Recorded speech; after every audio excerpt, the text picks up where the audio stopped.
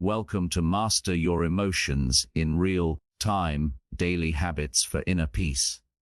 This journey we are about to begin is not about controlling the world around you. It's about mastering the world within you. True freedom is not when everything goes your way. It is when nothing outside of you can control your peace of mind. If it's always someone else's fault, you're not growing, and this truth, as simple as it may sound, one of the most powerful starting points on your journey to mastering your emotions in real time and cultivating daily habits for inner peace. Because the moment you consistently blame others for how you feel, you are surrendering the very key that unlocks your freedom, your resilience, and your growth, and you are unconsciously handing over control of your inner world to external forces you cannot manage. Yet true mastery of emotions is not about controlling what happens around you, but about directing how you respond within you, and the first step on this path is radical responsibility, the willingness to look inward instead of pointing outward, the courage to ask, what part of this experience is mine to own? Rather than defaulting to the convenient but disempowering stance of blaming others, every time you say, I'm angry because of him, or I'm stressed because of her, or I'm stuck because of them, you give away a piece of your personal power. Hand over your calm, your joy, your future to circumstances and people who may never change, and that is the surest way to remain trapped in a cycle of reaction rather than creation. Yet the good news is that the very moment you pause and choose to take responsibility for your emotional state, you begin to rewrite the script of your life. Blame may feel comforting in the short term. It protects your ego, it saves you from discomfort, it allows you to stay the same. But it robs you of growth, and growth never comes without ownership, never comes without reflection, comes without accountability. And so, if you truly desire peace of mind and mastery of your emotions, you must decide today to stop handing the remote control of your feelings to everyone else and start pressing play, pause, and reset on your own terms. For growth is never about blaming others. Growth is about asking yourself the uncomfortable but liberating questions. What could I have done differently? What can I learn from this? How can I rise instead of repeat? And let's be honest, life is unpredictable. People are flawed, circumstances are messy. The world will never align perfectly with your expectations. So if your peace depends on everyone else acting the way you want them to, you will always be a prisoner of frustration.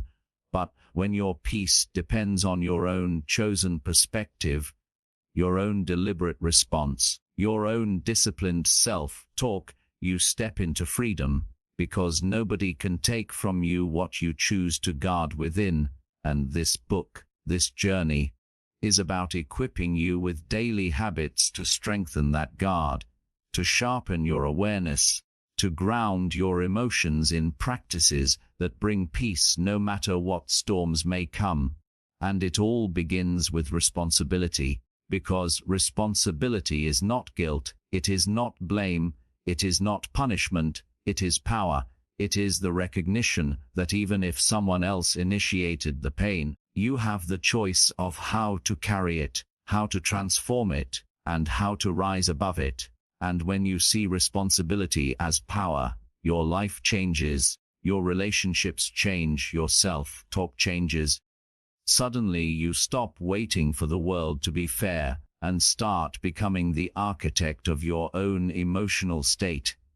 And I want you to picture this. Imagine you're in traffic, horns blaring, drivers cutting you off, tension rising in your chest. Do you blame every driver for your stress? Or do you pause, breathe, and remind yourself, my peace is mine, not theirs? Or consider a heated argument. Do you allow someone else's harsh words to dictate your mood for the rest of the day? Do you own your response and choose to practice calm, even when provoked? These are the real life tests where growth is proven, not in theory but in practice, not in ideas but in daily habits. And one of the strongest habits you can build is this: every time you catch yourself blaming, pause and flip the question. Not, why did they do this to me? But, what can I do with this situation?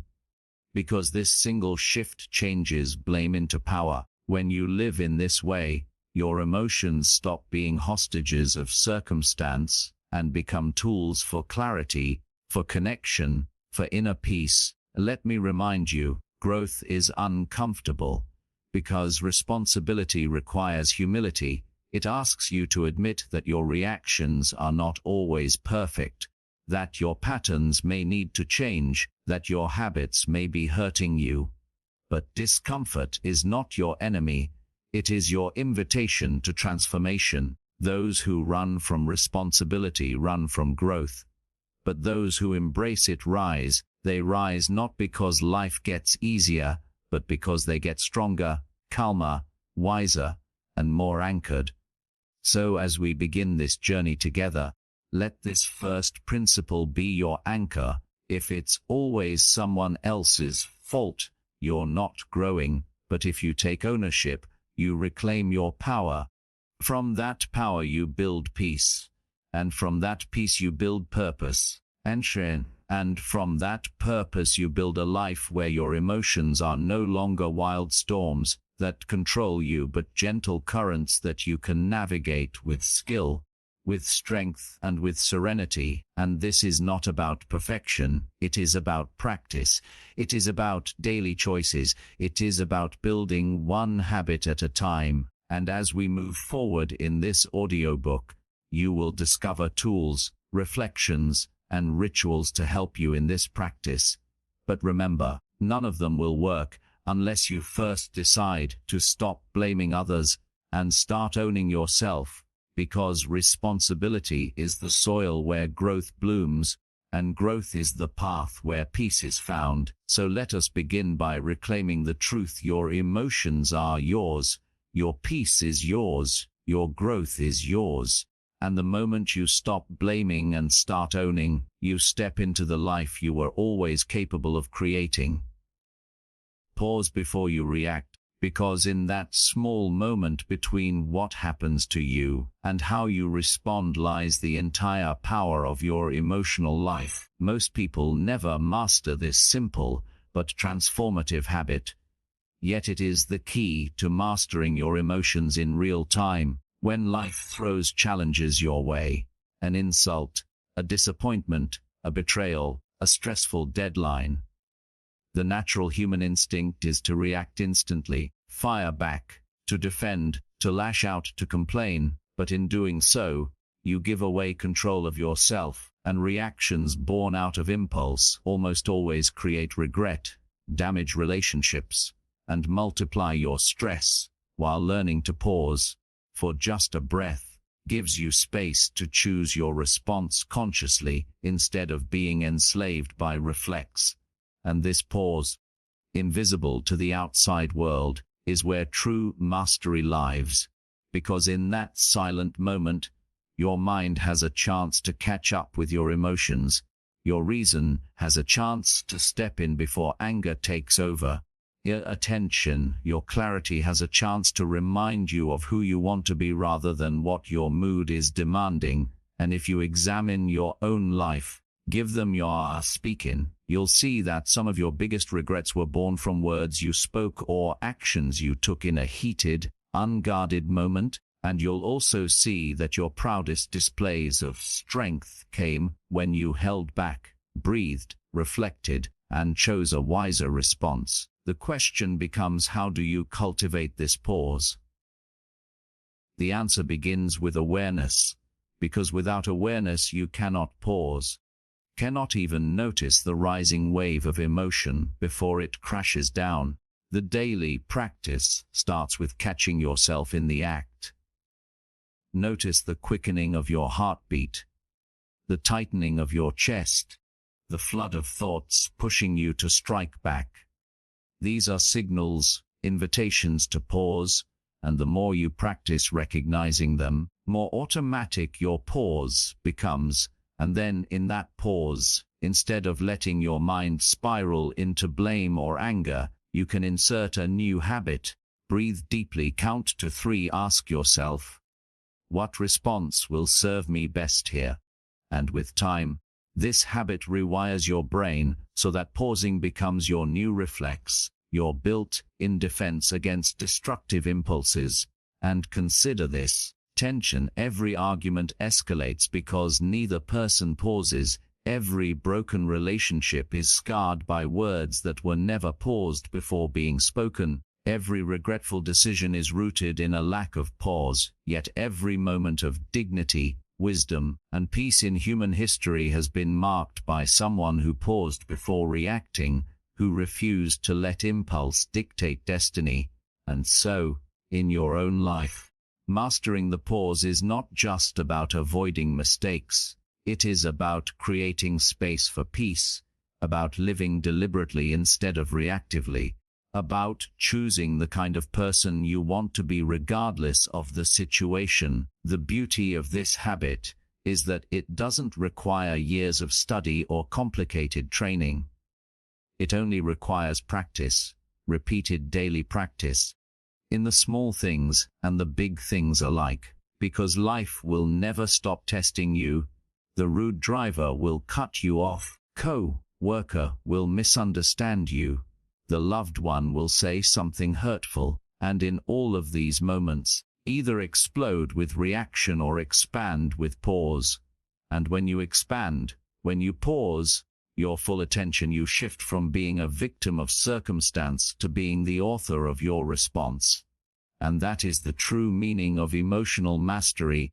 And I want you to realize something deeper. The pause is not weakness, it is strength. It is not passivity, it is power. It is not silence out of fear, it is silence out of wisdom, because anyone can react, but it takes courage to wait, reflect, and respond with intention. And over time, this pause doesn't just change your actions, it changes your identity. It builds your reputation as someone calm under pressure, as someone who cannot be easily shaken, as someone who chooses peace over chaos.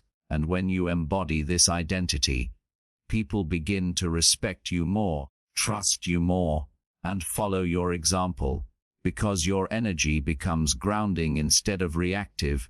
And beyond the external impact, the pause also heals you internally, because it saves you from the stress hormones of constant reactivity.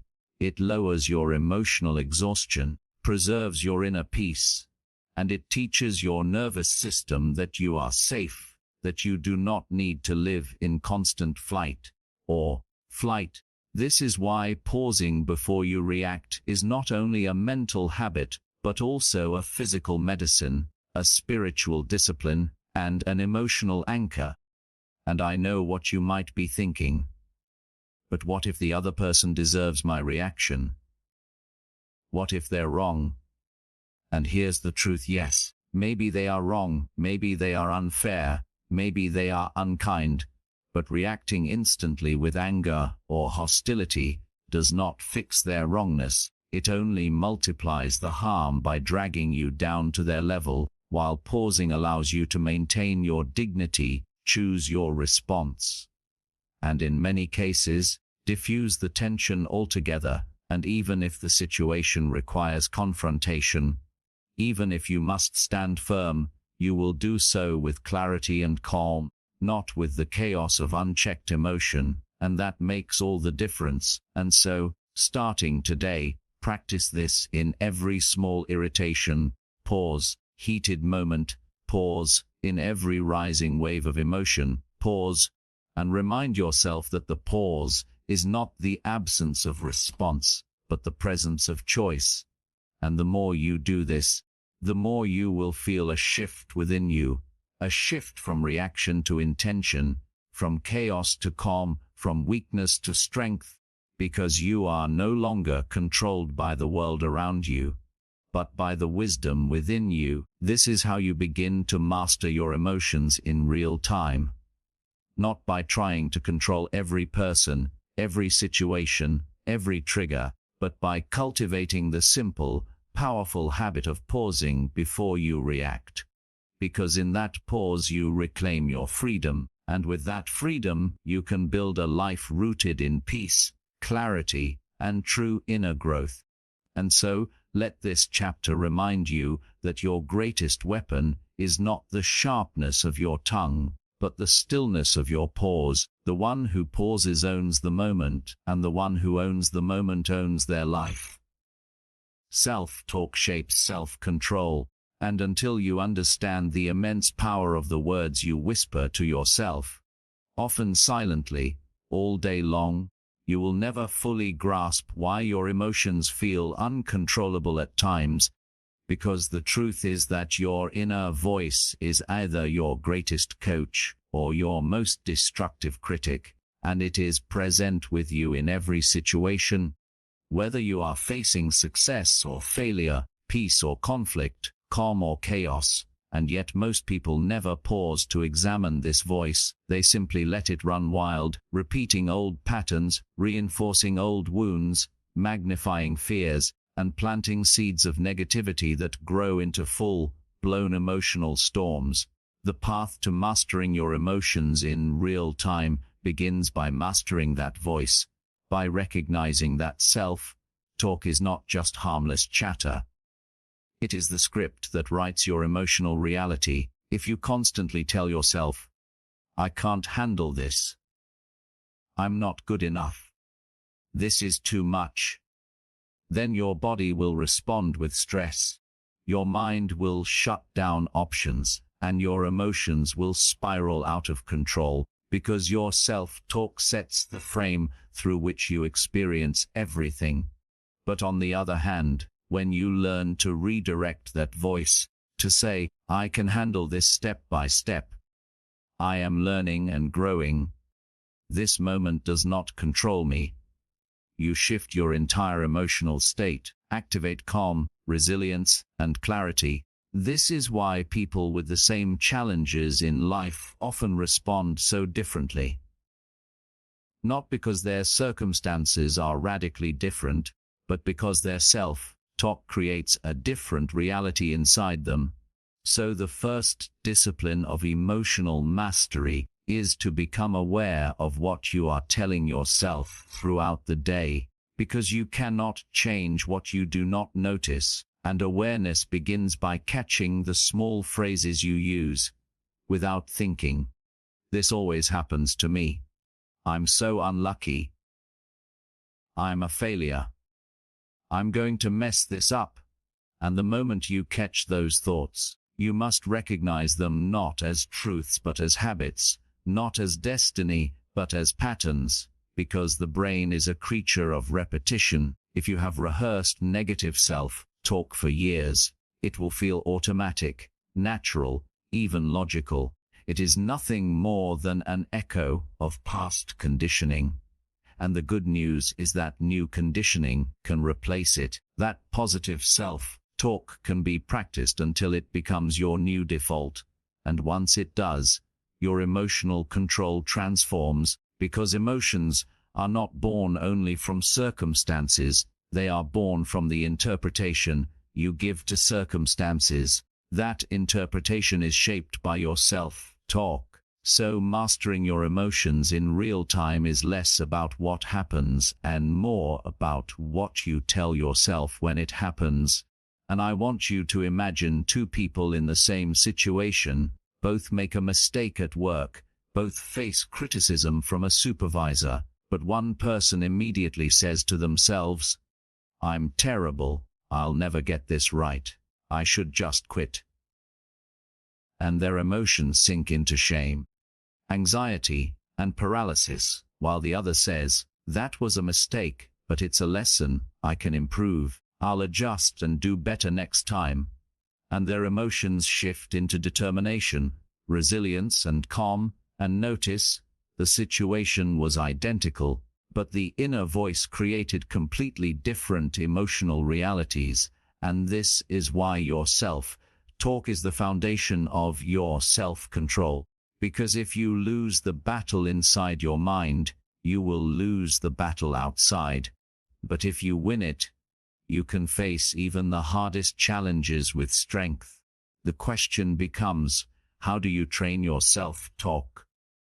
You begin by replacing destructive phrases with constructive ones. This does not mean pretending everything is perfect or sugarcoating reality. It means choosing language that empowers instead of weakens, that focuses on possibilities instead of limitations. So instead of saying, "This is impossible," you say, "This is difficult, but I can take it one step at a time." Instead of saying, "I always fail," you say, "I didn't succeed this time, but I'm learning and improving." Instead of saying, "I can't handle this," you say, "I may not control everything, but I can control my next step." And when you practice this consistently, your brain begins to adopt these phrases as normal. Your nervous system relaxes because it feels supported, and your emotions stabilize because you are no longer feeding them with panic or despair. And let's not underestimate this: words are not just abstract sounds. They carry energy, they shape focus, they create emotional momentum. And when you repeat empowering words, you literally shift your physiology, your breathing, your posture, and your ability to act with calm intention. Of course, there will be days when the old voice comes back, when you hear whispers of doubt, fear, and anger, but those moments are not failures, they are opportunities, because each time you catch that voice and redirect it, you strengthen your control, you build the muscle of emotional mastery. Just like lifting weights, the more you train, the stronger you become, and over time, the negative voice loses its grip, its automatic power weakens, your new inner coach takes over, guiding you toward peace and growth. One powerful exercise to accelerate this shift is affirmation. Deliberately repeating phrases that embody the state you want to live in. So each morning, speak to yourself with intention. I am calm, I am resilient, I choose my response, I am stronger than my circumstances. And at first, it may feel awkward or forced, but over time, these affirmations rewrite the inner script, and when challenges arise later in the day, your mind recalls them automatically, supporting you rather than sabotaging you. This is the difference between people who crumble under pressure and people who rise. One has a critic in their mind, the other has a coach. The coach was not born by accident, it was trained through self-talk.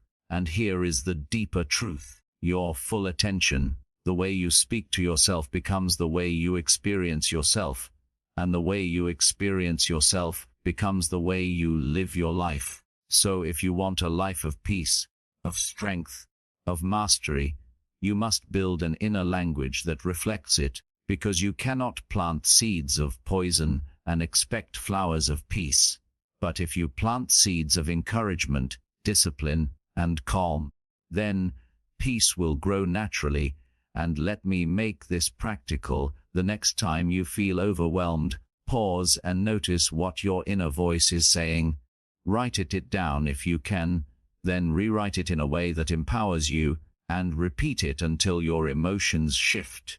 And with practice, we'll see how powerful this simple exercise is, how quickly it changes the trajectory of your mood, your actions, and your outcomes. As we close this chapter, let me remind you: yourself talk is the steering wheel of your emotions, either drive you into storms or guide you into calm waters, and the choice is yours. So choose wisely, because mastering your emotions in real time begins with mastering the conversation you are having with yourself every single moment of every single day.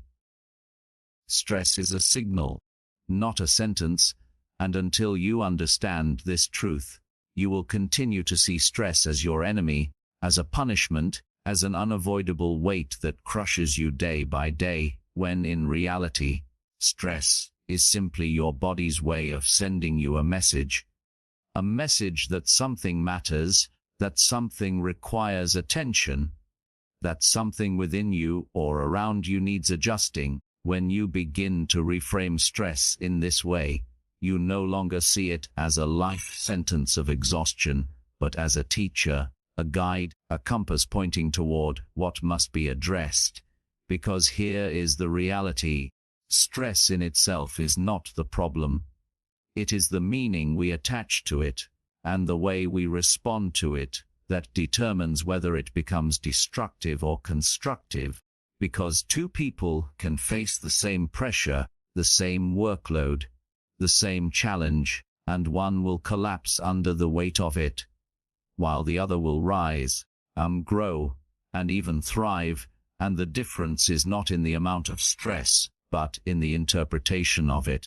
For the person who sees stress as doom will be consumed by it, while the one who sees it as a signal will use it as fuel for growth. Must remember that your body was designed to handle stress in short bursts, to activate energy when danger arises, to sharpen focus when action is needed.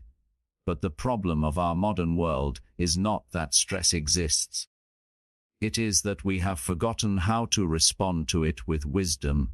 We either run from it or drown in it, instead of pausing and asking the essential question: what is this stress trying to tell me? And when you learn to do this, you take back your power. You transform stress from a chain that binds you into a message that frees you.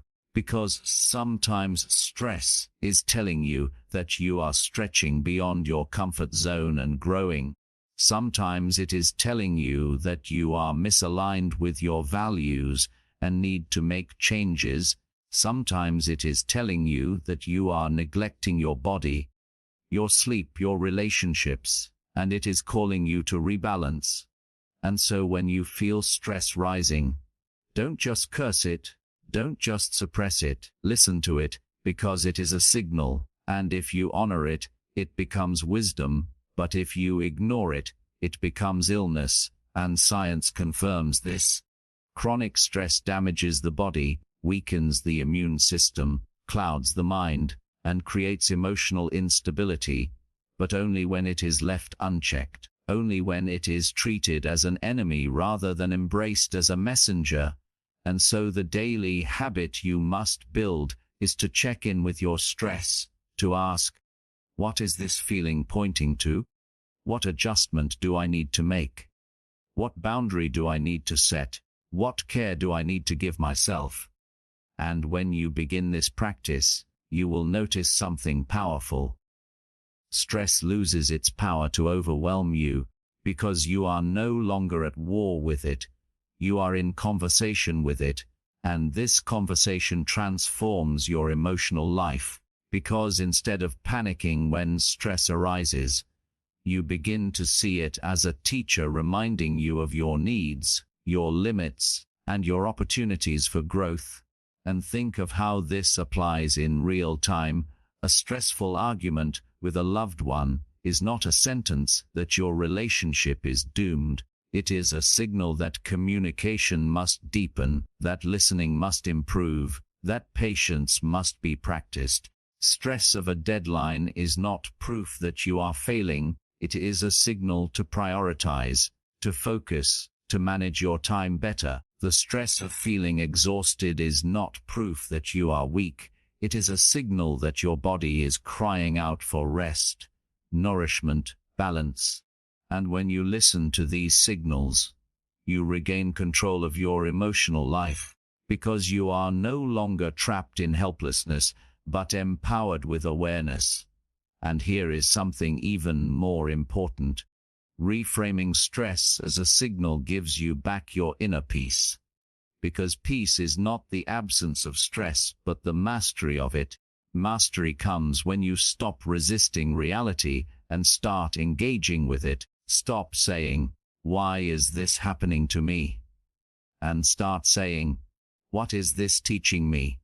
And in that moment, your energy shifts from victimhood to authorship, from despair to empowerment, and this is the essence of mastering your emotions in real time, not running from discomfort, but leaning into it with curiosity, with responsibility, with awareness. And let me remind you, strongest people you admire are not stress-free, they are stress-wise. They feel the same pressures, the same setbacks, the same unexpected challenges, but they interpret stress differently. They use it as feedback, as fuel, as motivation, and that makes all the difference, because while one person says, "I can't handle this," the other says, "This is hard, but it is shaping me." And whichever voice you choose to believe becomes your reality, because your self-talk shapes your self-control, and your interpretation shapes your emotions. And when you adopt the mindset that stress is a signal, you will find that your resilience grows, your calm deepens, and your ability to navigate challenges expands. Here is a practical exercise you can begin today. Every time you feel stress rising, pause, breathe, and label it not as punishment, but as signal. Ask yourself, what is this stress pointing to? What action can I take? What lesson is hidden here? And then choose one small constructive step, whether it is resting, delegating, confronting, prioritizing, or simply reframing your perspective. And when you do this, you turn stress into movement instead of stagnation, into growth instead of breakdown, and over time, you will notice that stress no longer controls you.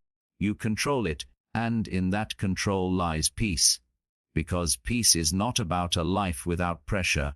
It is about a life where pressure no longer breaks you but builds you. This shift is the difference between living as a victim of stress and living as a master of it. And so, as you move forward, hold this principle close. Stress is not your enemy. It is your messenger. It is not a life sentence. It is a signal. And when you learn to listen with wisdom, you will transform every moment of tension into an opportunity for awareness, adjustment, and ultimately, peace. Mastering the morning mindset is one of the most powerful habits you can cultivate if you truly want to master your emotions in real time and create a life of inner peace. The way you begin your day often shapes everything that follows. And while most people roll out of bed in a rush, reach for their phones, drown in notifications, and allow the world to dictate their emotional tone before they've even taken a breath, those who intentionally craft their mornings set themselves up for control, focus, resilience, and calm no matter what the day throws at them. For the truth is this: mornings are not just the start of your day, they are the foundation of your mindset, and if your foundation is weak, everything built upon it will wobble under the slightest pressure. But if your foundation is strong, you can stand steady in the storms of life. The first step toward mastering your morning mindset is reclaiming your mornings from chaos, distraction, and unconsciousness. This begins not with an elaborate routine, but with a deliberate choice. The choice to wake up with intention rather than reaction. Rise not into noise, but into clarity. To decide who you want to be before the world decides it for you. And one of the simplest, yet most transformative ways to do this is to give yourself a window of stillness before you let the demands of the world touch your mind. Whether it is 5 minutes or 30, it doesn't matter. What matters is that you create a sacred space in which you center yourself. Because if you can win your mind in the morning, you can win your emotions throughout the day. And what does winning the morning actually look like? Your full attention. It begins with awareness of your inner dialogue, because the first voice you hear in the morning is often your own. So instead of waking up with complaints, "I'm so tired," I hate today. I don't want to do this. Replace that script with words of empowerment. I am awake. I am alive. I am grateful. I am ready to choose peace today. And while this may seem small, it is not small at all. Because those first words set the tone for your entire day. They either create resistance or resilience, dread or determination, and from there, strengthen your body with movement, because emotions live in the body as much as the mind, and when you move, whether stretching, walking, exercising, simply breathing deeply, you signal to yourself that you are alive, present, and capable, and this energy carries forward, giving you a stronger platform from which to face challenges, and then cultivate clarity through reflection. Whether that means journaling your thoughts, writing your intentions, or simply sitting in silence to breathe and notice your emotions, clarity in the morning is like setting your compass. You may not control where the winds blow, but if your compass is steady, you will not lose your direction. And perhaps the most underestimated habit of all is gratitude, because gratitude in the morning is like light breaking through darkness. It shifts your perspective from lack to abundance, from stress to possibility, from fear to appreciation, and it grounds you in peace before the noise of the world even begins. So take a moment each morning to ask yourself, what am I grateful for today? And allow that feeling to settle in your heart, because gratitude is not a list you make, it is a state you embody. When you begin your day embodying gratitude, your emotions naturally align with calm, resilience, and joy. And I want you to understand something important. A morning mindset routine is not about adding pressure or creating rigid rules. It is about creating a rhythm that serves you, about intentionally choosing the inputs that will shape your outputs. Because just as a musician tunes their instrument before playing, you must tune your mind before living.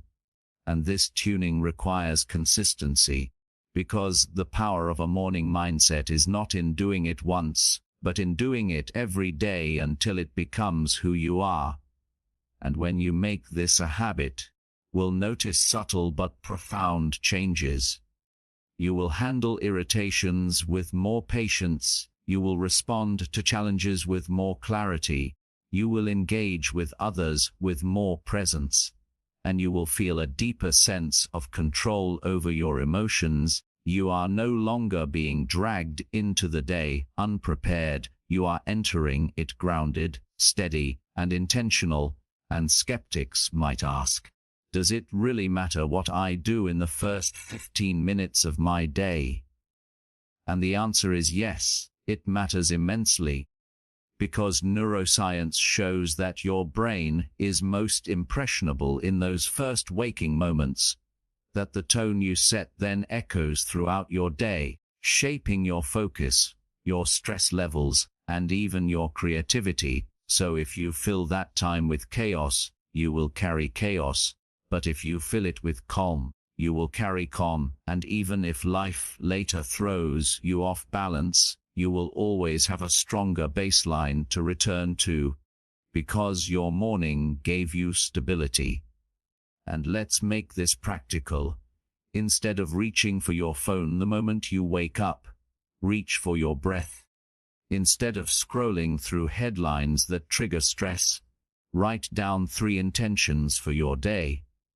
Instead of drowning in complaints, rise with affirmations. Instead of rushing into the world empty, pause to fill yourself with gratitude, movement, and clarity.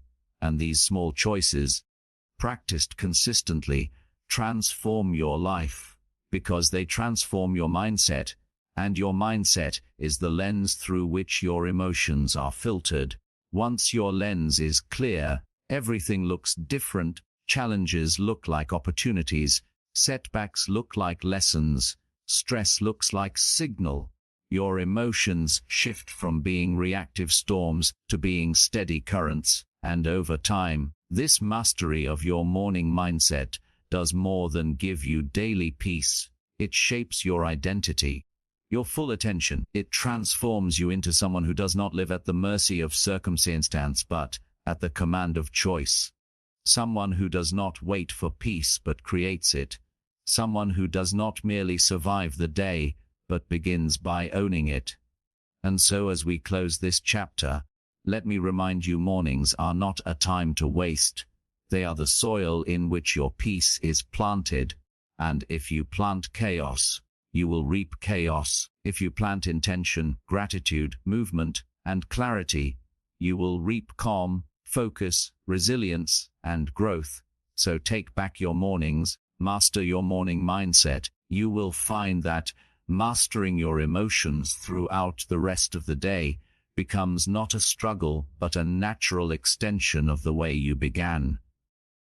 Letting go of emotional baggage is one of the most liberating acts you can perform for yourself, because the truth is that most people are not weighed down by the present moment, but by the past they refuse to release, by the grudges, resentments, disappointments, and old wounds they carry like heavy suitcases through every season of their lives, and these invisible loads color every interaction, distort every opportunity, and poison every moment of potential peace. Yet many cling to them, convinced that holding on somehow protects them, when in reality, it only traps them in cycles of pain. And if you want to master your emotions in real time, you must first learn to empty what you have been unconsciously carrying, because you cannot walk lightly into the present if your heart is anchored to yesterday. And letting go does not mean forgetting or denying what happened. It does not mean excusing others for their wrongs or pretending pain never occurred. Rather, means refusing to allow the past to dictate your present emotions or control your future growth. It means choosing to set down the burden and walk freely instead of dragging it endlessly. And this choice, while difficult, is the foundation of emotional freedom, because unresolved pain becomes reactive triggers, bitterness becomes chronic stress, and older anger becomes a chain that keeps you tied to moments that should have ended long ago. And the tragic irony is that the very people or events you resent often move on with their lives, while you remain stuck, replaying scenes in your mind, feeding the fire of anger, and losing your peace in the process. But when you let go, you reclaim that energy, you redirect it toward healing, growth, joy, and the first step in letting go is awareness, recognizing what you are carrying, asking yourself honestly, what grudges am I still holding? What disappointments still sting when I think about them? What names, faces, or memories instantly trigger a surge of pain or anger in me? And when you name these, you bring them out of the shadows, you make them visible, and only what is visible can be released. And the second step is acceptance, because many resist letting go by clinging to the belief that if they just replay the pain enough times, they will somehow rewrite the past. The past is unchangeable, and fighting reality only prolongs suffering. So acceptance is not approval but acknowledgement, the willingness to say, yes, this happened, yes it hurt, but I will no longer let it define me. And from that place, the third step is forgiveness, which is perhaps the hardest and most misunderstood act of letting go, because forgiveness is not about excusing others. It is not about saying what they did was okay. It is not about inviting harmful people back into your life. Forgiveness is about freeing yourself from the emotional chains that bind you to them. It is about refusing to drink the poison of resentment day after day, and choosing instead to release it so you can live. And when you realize that forgiveness is a gift you give yourself, not a favor you give others, you begin to see its true power. And beyond forgiveness Letting go also requires releasing regret, because many people torment themselves not with what others did, but with what they themselves did or failed to do, and they carry guilt like a stone in their chest, constantly punishing themselves for mistakes long past. But guilt, when held too long, becomes self-sabotage, and if you truly wish to grow, you must learn to forgive yourself, to see mistakes not as permanent identities but as lessons, as stepping stones, as evidence that you are human. And when you release regret, you make space for responsibility, growth, and new beginnings. Here is something vital: letting go is not a single act, it is a process. Sometimes daily, sometimes moment by moment, because memories resurface, triggers reappear, and old wounds ache. But each time they arise, you are given another chance to practice release, to say again, "This does not control me anymore." And with each repetition, the burden becomes lighter, the chains weaker, until eventually, what once consumed you becomes nothing more than a faded memory without power. And practically speaking, you can support this process with rituals that anchor the release. Journaling your emotions to externalize them, meditating to watch thoughts pass without attachment, even writing letters you never send to express what has been held in silence. And sometimes, speaking your release out loud is powerful too. I choose to let this go. I choose to forgive. I choose to free myself. Because words, when spoken, reinforce intention, and intention practiced becomes identity. And as you master the art of letting go, you will notice that your emotions stabilize in real time. Because without baggage, you respond more clearly, more calmly, more presently. You no longer see every small hurt through the lens of old wounds. You no longer explode at today's stress because of yesterday's anger. You no longer sabotage relationships by projecting past betrayals onto current trust. Instead, you live fresh, you live light, you live free. And let me tell you this: people who learn to let go radiate a peace that is unmistakable, because they have stopped carrying yesterday into today, and their presence feels lighter, calmer, safer, and others are drawn to them, not because they have no pain, but because they refuse to be defined by it. And that is what makes them powerful, because true strength is not in holding on, but in releasing. True growth is not in clinging to old narratives, but in writing new ones. And true peace is not found in control of others, but in freedom within yourself. And so as you move forward in this journey of mastering your emotions, remember that carrying emotional baggage is a choice, not a life sentence. You have the power to set it down whenever you decide to, so do not let the past steal your present or your future. Let go, forgive, release, and step into the lightness of a life where peace is no longer blocked by the weight of what was, flows freely because you chose to create space for it. Rewriting your inner story is perhaps one of the most profound ways to transform your emotions in real time, because every one of us lives not by the raw facts of reality, but by the meaning we assign to those facts. Full attention, and that meaning comes from the stories we tell ourselves, the silent narratives running in the background of our minds that shape how we see ourselves, how we see others, and how we see the world. And if your inner story is filled with doubt, fear, victimhood, or limitation, then every challenge will feel like an attack. Every mistake will feel like proof of failure, and every obstacle will feel insurmountable. But if your story is one of resilience, growth, possibility, and strength, then those very same challenges will appear as opportunities. Those mistakes will become stepping stones, and those obstacles will become tests of character rather than prisons of despair. Attention, and the key truth is that your emotions are tied not to what happens to you, but to the interpretation you give it, which means if you want to change the way you feel, you must change the story you are telling.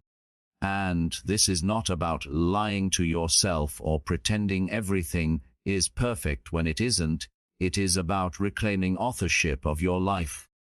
Because too many people live as if they are side characters in a script someone else wrote, repeating the words of old critics, carrying the judgments of parents, teachers, peers, or past experiences, and forgetting that they have the pen in their hand, that they can rewrite, edit, and reframe at any moment. And the process begins with awareness, listening carefully to the words you say to yourself day after day, because your self-talk is the narration of your story. Often hear yourself say, "I can't. I'm not enough. I always fail. Things never work out for me." Then you are repeating a story of limitation. Those words are not harmless. They are scripts that instruct your emotions, and your emotions instruct your actions, which means your inner story becomes your outer life. But once you catch those lines, you can begin to question them, asking, "Is this story really true? Who taught me to tell it? What evidence do I actually have? What story would serve me better?" And in that questioning, you create space for rewriting. Rewriting begins not with sweeping, dramatic changes but with subtle shifts, because small edits in the script can lead to massive differences in how you experience the same moment. For example, of saying, "I failed," you can say, "I learned." Instead of, "I'm broken," you can say, "I'm healing." Instead of, "I can't handle this," you can say, "I'm building strength through this." And the power of these shifts is that they reframe reality without denying it. They transform pain into purpose. They transform struggle into strength, and your emotions follow suit, moving from despair to hope, from anger to determination, from fear to courage. And let us go deeper. Your inner story is not just about single events, it is about identity, the deeper narrative of who you believe you are. Your story is, "I'm unworthy. I'm unlucky. I'm powerless." Then your emotions will constantly mirror that identity. Rewrite your identity story into, "I'm resilient. I'm capable. I'm worthy of peace." Then your emotions will begin to align with that new vision. And while it may feel strange at first, as if you are lying to yourself, you are in fact awakening the deeper truth. Because your old story was not necessarily true either. It was simply repeated enough times that it felt real. And repetition is the mother of belief. If you repeat empowering stories with the same consistency you once repeated disempowering ones, your belief system will shift, your emotions will shift, and your life will shift.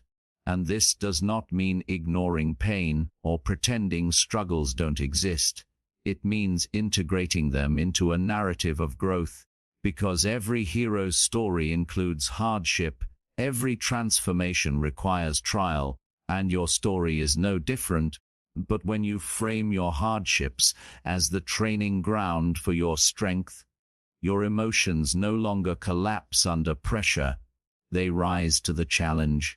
The beauty of rewriting your story is that it is ongoing. You don't have to get it perfect in one draft.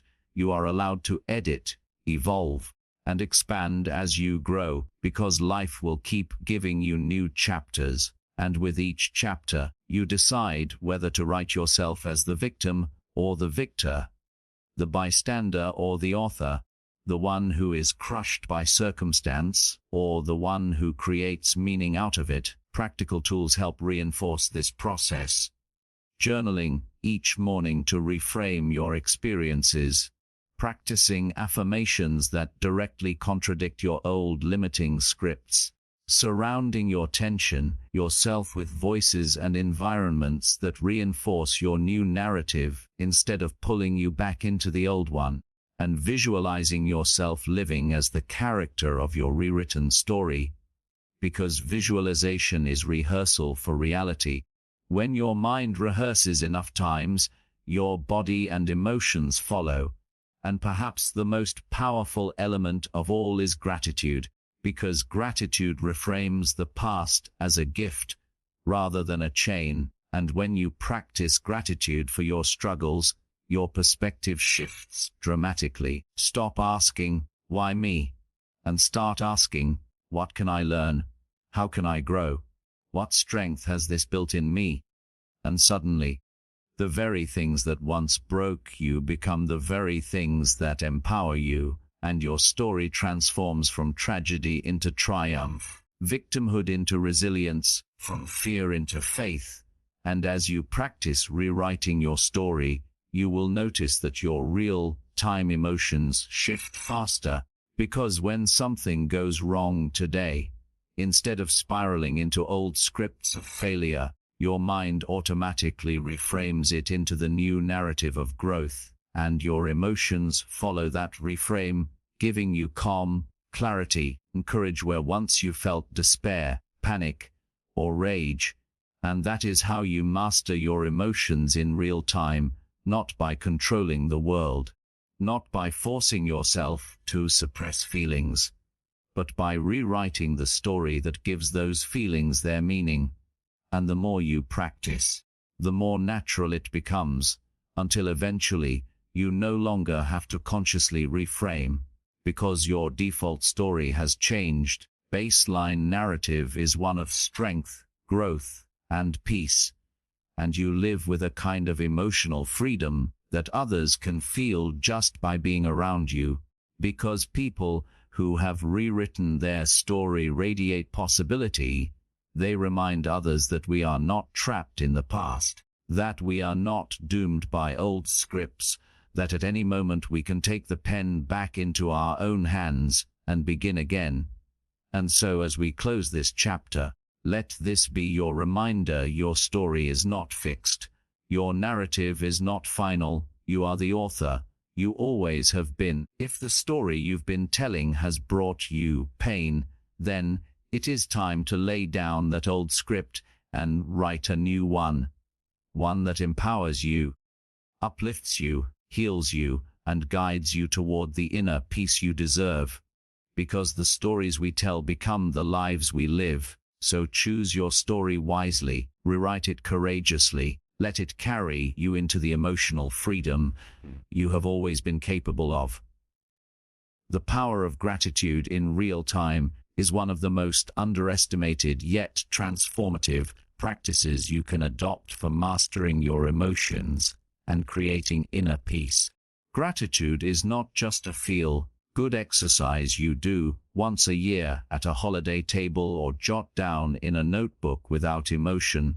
It is a living, breathing shift in perspective that has the power to interrupt stress, dissolve anger, and transform fear into calm the very moment those emotions arise. Your full attention, and too often people treat gratitude as something external, something you should practice when life is going well, when you've achieved something, or when the day has been kind. But the true magic of gratitude is that it works precisely when life is not going well, when challenges surround you, when stress is high, when anger is rising, and when fear is pulling you apart, because gratitude shifts your mind from scarcity to abundance, from complaint to appreciation, from fixation on what is wrong to awareness of what is still right. This shift changes not only your mindset, but your emotional state instantly. And it is important to understand that gratitude is not denial. It is not about pretending problems don't exist. It is about choosing to recognize that even in the middle of problems there are gifts, resources, opportunities, and blessings, and when you focus on those, your emotions align with peace rather than panic, with strength rather than weakness, with hope rather than despair. And one of the reasons gratitude is so powerful is that your brain is wired to focus on threats, because from an evolutionary standpoint, noticing danger kept our ancestors alive. But in modern life, this same wiring leads us to obsess over every small irritation, every potential failure, every negative headline, and the result is constant stress, anxiety, and discontent. Yet gratitude rewires this tendency by training your attention toward what is working, what is supportive, and what is valuable. And studies in neuroscience have shown that regular gratitude practice changes the structure of the brain, increasing activity in areas associated with positive emotion, empathy, and resilience, which means gratitude is not just a nice idea. It is a tool for emotional mastery backed by science. Give them your full attention, and the most effective way to use it is not only in quiet reflection but in real time, in the moments when your emotions are being tested, because that is when gratitude has the power to flip your perspective. For example, when you are stuck in traffic and anger begins to boil, you can choose to notice that you have a car, that you are safe, that you have time to listen to music or reflect. And suddenly the frustration lessens. Or when you face rejection, instead of sinking into self-pity, you can choose gratitude for the clarity that this path was not meant for you, for the lesson learned, or for the resilience it builds, and instantly the sting begins to fade.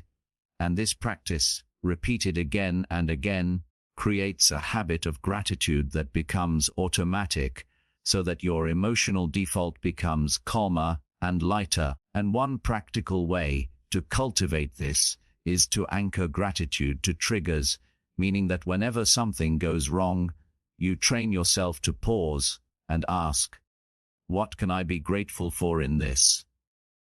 And while at first it may feel forced, with time your brain learns to seek gratitude automatically. This is what makes emotional mastery possible, because gratitude doesn't erase the problem, but it gives you emotional stability while facing it, your full attention. And gratitude also deepens your connections with others, because when you focus on what you appreciate in people instead of what you criticize, your relationships strengthen, and your emotional interactions become healthier. And expressing gratitude out loud, whether through a simple thank you or a sincere acknowledgement, not only uplifts the other person, but magnifies your own sense of peace. And beyond relationships, gratitude transforms your relationship with yourself, because so many people live in constant self-criticism, focusing only on what they haven't achieved, what they lack, or what they've done wrong. And this inner narrative breeds shame, anxiety, and discontent. But when you begin to practice gratitude for yourself, for your strengths, your efforts, your growth, your resilience, you shift your self-image from deficiency to dignity, from lack to worthiness. And this shift in self-talk changes your emotions at their core. And gratitude also acts as a grounding tool for anxiety, because anxiety thrives on what is uncertain, on imagined futures filled with fear. But gratitude roots you in the present, reminding you of what is already here, already good, already supportive. This grounding pulls you out of the endless spiral of what ifs, and back into the steady truth of what is. And similarly, gratitude neutralizes envy, because envy fixates on what others have that you do not. But gratitude opens your eyes to the abundance already in your hands. When you live in gratitude, envy dissolves, replaced by inspiration or contentment. And so the question becomes, how do you make gratitude a real-time emotional habit rather than an occasional exercise? The answer lies in repetition and intentional practice, such as beginning your day by naming 3 things you are grateful for before you even leave bed, using moments of stress as cues to search for gratitude. ending your day with reflection on what went right rather than what went wrong, and integrating gratitude into your conversations by expressing appreciation more often, because gratitude, like any skill, grows stronger the more you use it, and eventually it becomes your default lens, meaning you no longer have to force yourself to be grateful. You simply are. And from that lens, your emotions flow with steadiness, because the world may still present difficulties, but your focus remains anchored in blessings. What you focus on expands, so the more you focus on gratitude, the more your mind notices things to be grateful for, creating a feedback loop of positivity, peace, and resilience. And perhaps the most liberating aspect of gratitude is that it puts you back in control. While you cannot always control circumstances, you can always control what you notice. And when you choose to notice what is good, you choose peace over panic, you choose calm over chaos, you choose joy over despair, and this choice, made again and again, rewires your emotions until gratitude becomes the foundation of your inner world. And as you practice gratitude in real time, you will begin to feel lighter, freer, more centered, and others will notice the change too, because gratitude not only shifts your emotions, but radiates outward, creating a ripple effect that influences your environment. And this is the secret truth: gratitude is contagious. When you embody it, others around you begin to embody it too, and together, the energy of peace spreads. And so as we close this chapter, remember this: gratitude is not a list. It is a lens. It is not an occasional exercise. It is an ongoing choice. It is not something you save for good days. It is something that makes even the hardest days bearable. And if you wish to master your emotions in real time, your full attention, cultivate the habit of gratitude in the very moments your peace is threatened, because gratitude is the anchor that holds you steady in the storm, the light that cuts through the darkness, and the practice that transforms your inner world into a place of calm, no matter what is happening outside. And when you live this way, you are no longer at the mercy of circumstance. You are the author of peace, the master of perspective, the creator of an emotional life grounded not in scarcity, but in abundance. And from that place, peace becomes not something you chase, but something you live every single day.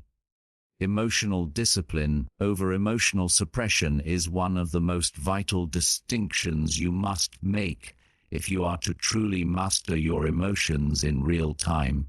Too many people confuse control with repression, and in doing so, they trade peace for pressure, burying their feelings under a mask of calm only to explode later under the weight of unexpressed pain. And the difference between discipline and suppression is the difference between strength and fragility, between growth and stagnation, between inner freedom and inner prison, because emotional suppression is the attempt to deny, hide, or avoid what you feel, telling yourself, "I'm fine," when you're not, numbing your pain with distraction, bottling up your anger until it spills in destructive ways, or ignoring your sadness until it manifests as exhaustion, illness, or depression. And while suppression may seem like control in the moment, it is actually avoidance. It is like sweeping dust under a rug. The room looks clean temporarily, but eventually the pile grows so large that it trips you.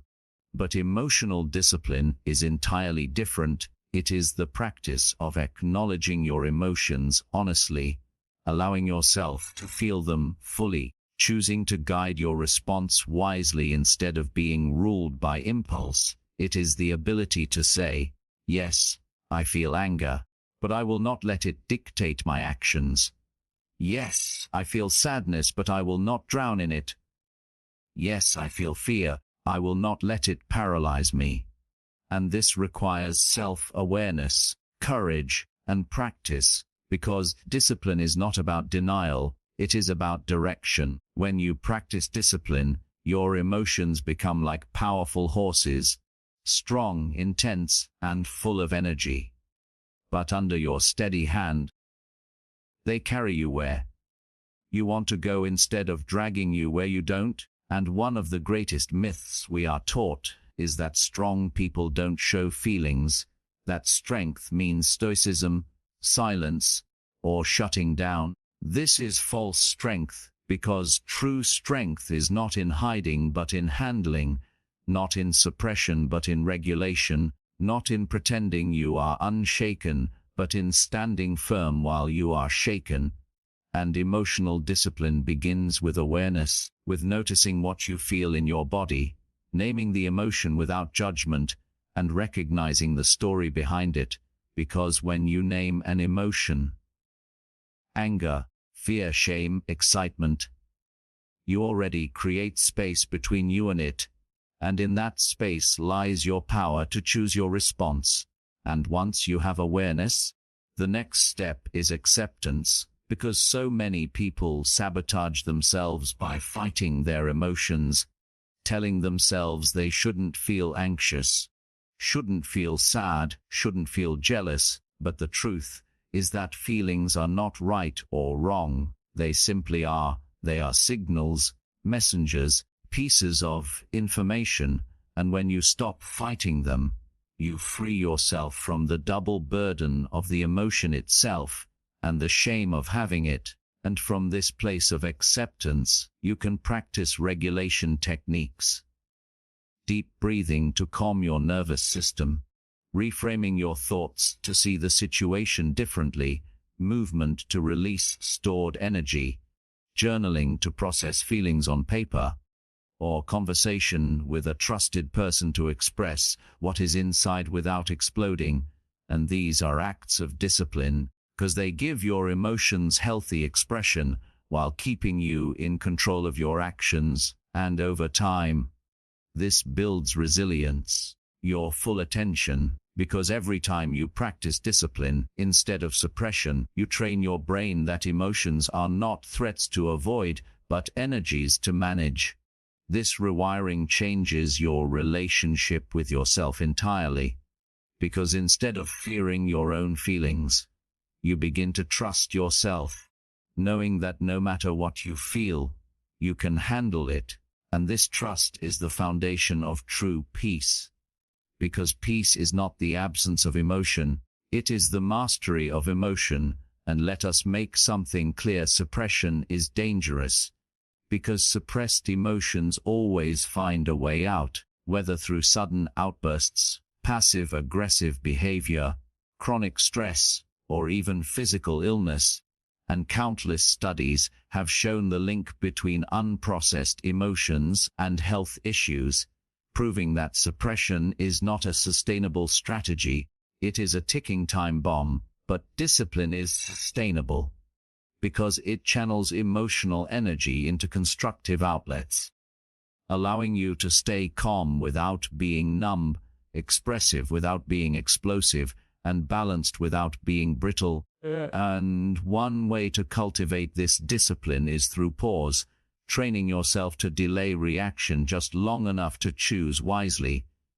Because when you suppress, you avoid feeling altogether, but when you pause, you feel fully yet still decide consciously.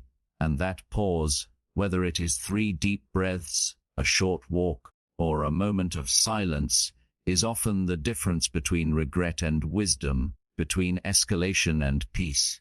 And another key is reframing how you see emotions themselves, shifting from emotions are problems to emotions are teachers, because anger teaches you where boundaries are crossed. Sadness teaches you what you value, fear teaches you where growth is needed, and joy teaches you what gives life meaning. And when you see emotions as teachers, you no longer feel the need to suppress them, because their presence is purposeful. But you also no longer allow them to hijack you, because you recognize their message without being enslaved to their impulse. And this is discipline, And remember that discipline, like any skill, is built through repetition, meaning you will not get it perfect every time. You will have moments when you react impulsively or try to suppress instead of regulate, but every attempt at awareness, acceptance, and intentional response strengthens the habit, and over time, you find yourself calmer, more present, and more grounded, even in the middle of emotional storms, because discipline has become your default. And the people around you will notice too. Disciplined emotional energy feels safe. It creates trust in relationships. It builds respect in leadership. And it fosters harmony in families, whereas suppressed emotional energy leaks as tension, resentment, or hidden hostility. And so the choice is clear. Suppression may give you the illusion of strength, but it costs you your health, your peace, and your authenticity, while discipline may require effort, but it gives you real strength, lasting peace, and deeper authenticity. And so as we close this chapter, let this truth settle in your heart. You are not weak for feeling emotions. You are human. You are not strong for hiding emotions. You are strong for handling them, and your goal is not to suppress what you feel, but to discipline how you respond. Because that is where real mastery lies.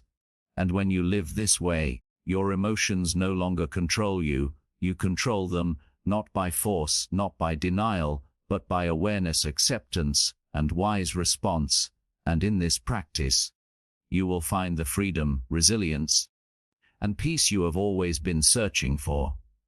Transforming anxiety into awareness is one of the most empowering emotional shifts you can ever learn, because anxiety is something almost everyone struggles with at some point in life. Many it feels like an uncontrollable storm that sweeps in without warning, hijacks the mind, and leaves the body trembling, restless, and unsettled. Yet what few people realize is that anxiety, when properly understood and redirected, can become a powerful signal for growth, awareness, and presence.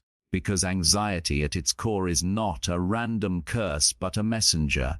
It is your mind and body alerting you to something important, whether that is a perceived danger, an unresolved issue, or an opportunity to grow beyond your comfort zone. And the tragedy is that most people fight anxiety, resist it, and label it as an enemy, when in truth, fighting it only makes it stronger, because what you resist persists.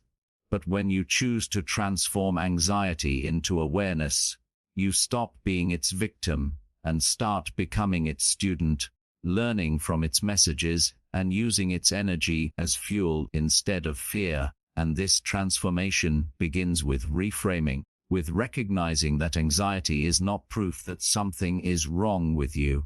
It is proof that you are alive, alert, and sensitive to your environment. Sensitivity, when guided, is a gift, because it allows you to notice details others miss, to prepare for challenges, respond with foresight rather than blindness. The first step in transforming anxiety is to stop labeling it as weakness or failure and start seeing it as information, asking yourself, what is this anxiety trying to tell me? What is the message hidden beneath this sensation? Because often anxiety is a signal of misalignment, telling you that your actions are out of sync with your values, that you are procrastinating on something important, or that you are living in fear of judgment instead of in the truth of authenticity. And sometimes anxiety is simply energy without direction, a surge of adrenaline with no clear outlet, which is why channeling that energy into action, movement, or creativity often transforms it into productivity and growth. And another key to this transformation is presence. As anxiety thrives on time travel, it pulls your mind into the future with what-ifs, or drags you into the past with should-haves. But awareness brings you back to the now, grounding you in what actually is rather than what might be, and practical tools such as mindfulness meditation, deep breathing, or grounding exercises train your nervous system to anchor in the present, and when you practice these consistently, your brain begins to learn that anxiety is not a signal of danger, but a cue to return to awareness. And another powerful perspective shift is to recognize that the physical sensations of anxiety, racing heart, sweaty palms, restless energy, are almost identical to the sensations of excitement, which means you can reframe anxiety as anticipation, telling yourself, "I'm not nervous, I'm excited, my body is preparing me to rise to this challenge." And this reframe, practiced often, changes your relationship with anxiety from fear to readiness. And one of the greatest gifts anxiety offers when you transform it into awareness is clarity, because anxiety often reveals what matters most to you. For example, you feel anxious before a big presentation not because you are weak, but because you care about doing well. You feel anxious about a relationship, not because you are broken, but because connection matters deeply to you. You feel anxious about your goals, not because you are incapable, but because they carry meaning. And when you notice this, you stop shaming yourself for anxiety and start thanking it for showing you what is important. And from there, you can shift your focus from fear of failure to gratitude for opportunity, and in doing so, your emotions stabilize, because you are no longer fighting yourself but aligning with yourself. And yet another way to transform anxiety into awareness is through preparation. Often anxiety stems from uncertainty, and the antidote to uncertainty is clarity. So when you prepare, plan, and practice, you convert vague fear into focused confidence, whether that means rehearsing for a speech, making a list of tasks, or creating a step-by-step plan for a daunting project, because clarity calms chaos, and preparation transforms anxiety into readiness. And beyond preparation, courage is essential, because courage is not the absence of anxiety, it is the decision to move forward despite it, to let anxiety ride in the car, but not give it the steering wheel. And every time you act in the presence of anxiety, you prove to yourself that you are bigger than your fear, and this proof builds self-trust, which in turn reduces anxiety in the future, because much of anxiety is rooted in self-doubt, the belief that you cannot handle what is ahead. Each courageous action rewires that belief into faith in yourself. And as that faith grows, anxiety loses its power. And let us also be clear that transforming anxiety into awareness does not mean eliminating all anxiety, because some level of anxiety is natural, useful, even necessary. It sharpens your focus, keeps you alert, and prepares you for performance. But when you master the art of transforming it, your full attention, you ensure that anxiety serves you rather than sabotages you, and this mastery grows through habits such as journaling to externalize anxious thoughts, exercise to burn off excess adrenaline, breathing techniques to regulate your nervous system, and gratitude to shift your focus toward abundance instead of scarcity. And over time, these habits create a new baseline of calm, making it easier to stay aware even when anxiety arises. And the people who truly thrive in life are not those who never feel anxious, but those who know how to listen to anxiety without being enslaved by it, who see it as guidance rather than doom, who practice awareness so consistently that their emotions remain steady even when storms arise. And as you develop this ability, you will notice that situations which once paralyzed you now feel manageable, conversations that once terrified you now feel empowering, and opportunities that once overwhelmed you now feel exciting. Because your relationship with anxiety has shifted from enemy to ally, from burden to teacher, storm to signal. And so as we close this chapter, let this truth echo in your heart. Anxiety is not a sign of weakness, it is a signal of awareness. It is not a curse, it is a messenger, and when you stop fighting it, and start learning from it, you discover that anxiety is not here to break you but to wake you, to point you toward growth, to sharpen your focus, to remind you of what matters, call you back into the present where peace is always available. And if you choose to meet anxiety with awareness, with curiosity, and with courage, you will find that it loses its power to control you and instead becomes a steady companion on your journey, guiding you toward clarity, resilience, inner peace that no storm can take away. Mindful conversations are not just about exchanging words, but about cultivating presence, awareness, and intention in every interaction, because so often in today's fast-paced, distracted world we speak without listening, we listen without understanding, we respond without awareness, creating a cycle of miscommunication, frustration, and disconnection.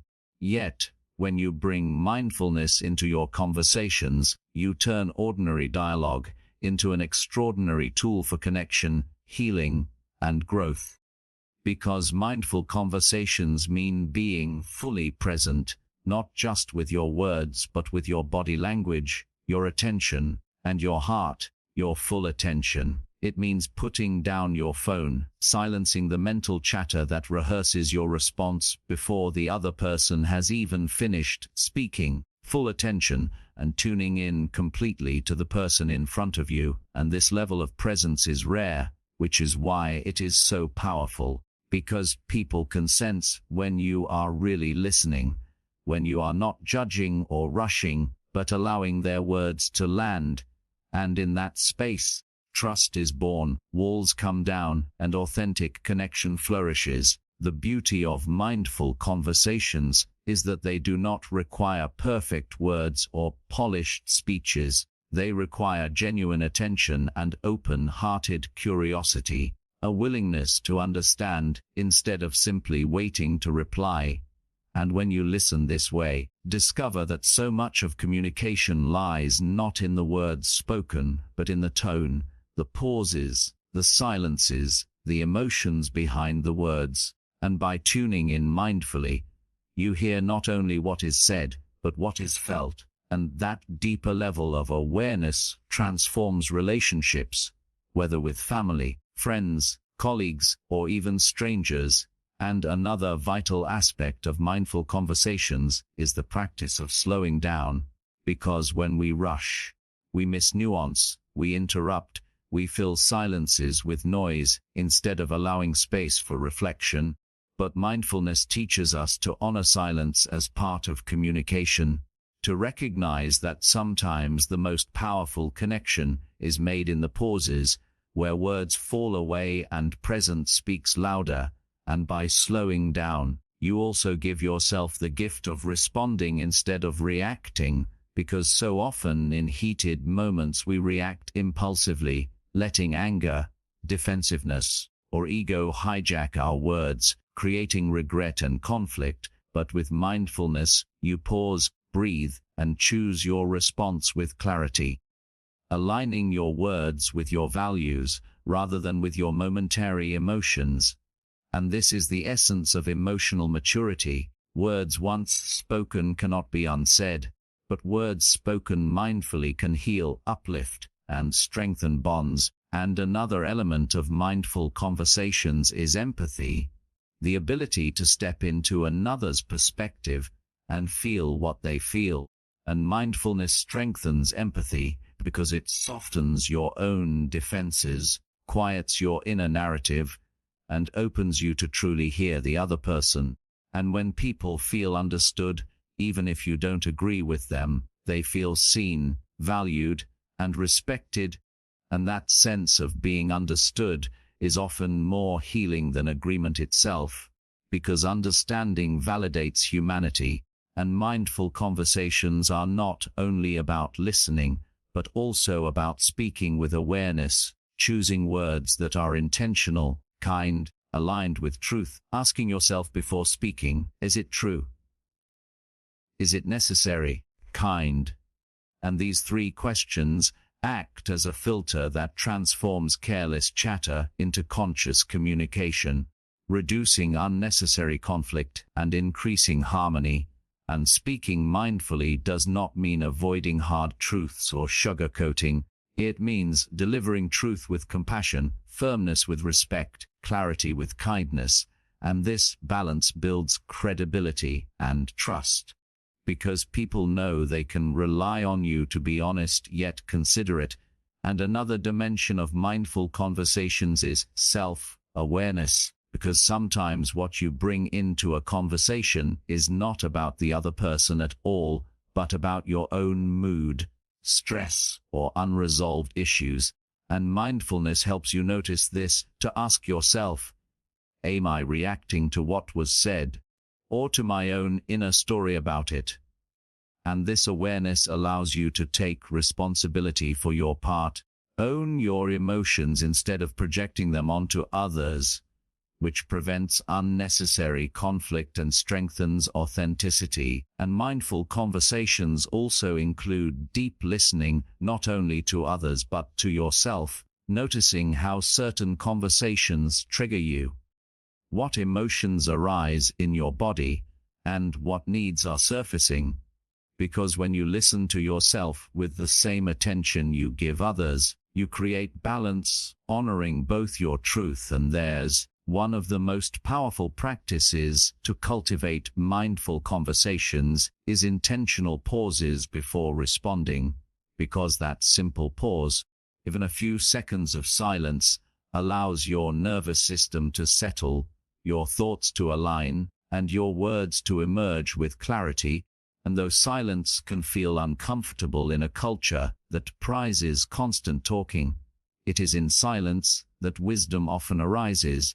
And practicing this not only improves your communication, but inspires others to slow down too, creating conversations that are thoughtful rather than rushed, meaningful rather than shallow, healing rather than harmful. And mindful conversations are also about presence beyond words, because your body speaks even when your mouth does not. Your eye contact, posture, and gestures all communicate whether you are open, defensive, distracted, or engaged.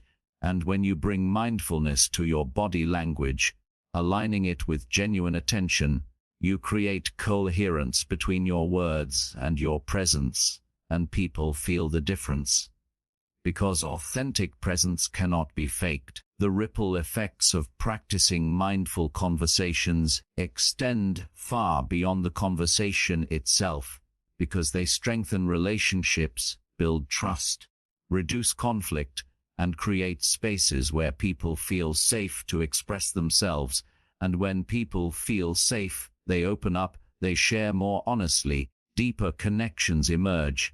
And mindful conversations also nurture patience, because not everyone communicates at the same pace or with the same clarity. But mindfulness allows you to give others the time they need, to resist the urge to rush them, and to value their expression as much as your own, which creates equality and respect. And perhaps the most profound gift of mindful conversations is the way they transform you. Because as you practice presence with others, you cultivate presence with yourself. As you listen deeply to others, you learn to listen deeply to your own heart. And as you speak with awareness, you align more closely with your own truth. And over time, your communication becomes a mirror of your inner peace, and your relationships become reflections of your conscious presence. This is why mindful conversations are not just a skill, but a spiritual practice, a daily opportunity to embody awareness, compassion, and authenticity. When you begin to live this way, you notice that conflict decreases, understanding increases, and the quality of your relationships rises. Because mindful communication is not about perfect words, but about presence, not about winning arguments, but about creating understanding, not about speaking louder, but about listening deeper.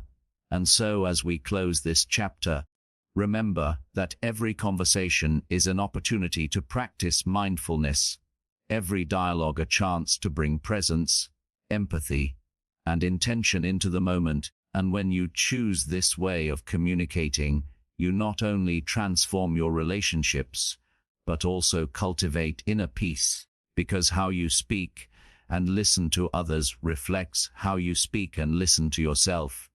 And in the end, mindful conversations are less about words and more about awareness, less about information and more about connection, less about convincing and more about understanding. And when you make mindfulness the foundation of your communication, you will find that every conversation, no matter how small, becomes an opportunity for healing, growth, deeper peace within yourself and with the world around you. Protecting your peace in a noisy world is not a luxury but a necessity, because the modern world is louder than it has ever been, not only in terms of physical noise, but also in the endless noise of information, opinions, expectations, and distractions that constantly pull at your attention. And if you do not intentionally guard your inner world, you will find yourself drained, scattered, and overwhelmed, living reactively instead of intentionally. And the truth is that peace does not just happen, it is created, nurtured, protected, because peace is fragile when left unattended but powerful when actively guarded. And in a society where business is glorified, noise is constant, and digital overload is the norm, protecting your peace becomes an act of courage, a declaration that your well-being matters more than the chaos around you. And it begins with awareness, with noticing what steals your peace and what nourishes it, because everyone has different triggers. For some it is the constant notifications buzzing on their phone, for others it is toxic relationships, unhealthy work environments, self-imposed perfectionism. And once you identify what disturbs your peace, you can begin to set boundaries. And boundaries are not walls that shut people out, but gates that allow you to control what comes in and what goes out of your life. And this means saying no when you need to, limiting exposure to negativity, whether on social media or in conversations, and creating intentional spaces of stillness where your mind and heart can rest. Because without boundaries, you are at the mercy of everyone else's noise. But with boundaries, you reclaim authority over your inner world. And another way to protect your peace is through the discipline of silence. Because silence is not emptiness, it is fullness. It is the space where you can hear your own thoughts, reconnect with your intuition, and let your nervous system reset. And yet many people fear silence because they have become addicted to stimulation. But learning to embrace silence daily, even for a few minutes, is one of the most powerful ways to guard your peace. And along with silence, solitude is equally important, not isolation but intentional time alone to recharge, reflect, and realign.